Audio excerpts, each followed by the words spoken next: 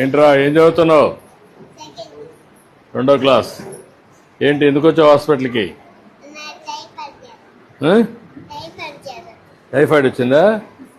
ఎన్ని రోజులు వచ్చింది? 5 రోజులు ఉందా? ఏంటమ్మా టైఫాయిడ్ అని చెప్పారా? టైఫాయిడ్ 4 days నుంచి ఫీవర్ 5 days కంప్లైంట్ తో వచ్చారు సార్. వామిటింగ్స్, కోల్డ్, కాఫ్ ఉంది. మన ఎగ్జామినేషన్ టోటల్ కౌంట్స్ 20,000 కి రేజ్ అయ్యాయి సార్. వైడల్ 1:160 ఉంది. సో యాంటీబయాటిక్స్ మీద స్టార్ట్ చేశారు. Today 4th day sir admission. బాగానే ఇంప్రూవ్ అయ్యాడు సార్. మామూలుగా ఎన్ని రోజులు పడుతుంది టైఫాయిడ్ వస్తే? 1 week ఉండాల్సి వస్తుంది. ఏంటమ్మా నువ్వేంటి? హారిక. ఇన్ఫెక్షన్ 30,000 ఉంది సార్. యాక్చువల్గా వీళ్ళు మనకి 5వ తారీఖే వచ్చారు సార్. ఆ రోజు అడ్మిట్ అవ్వమంటే అడ్మిట్ అవ్వాలి. బయట ట్రీట్మెంట్ ఆర్ఎంపీస్ దగ్గరికి వెళ్ళారు, మళ్ళీ వచ్చారు.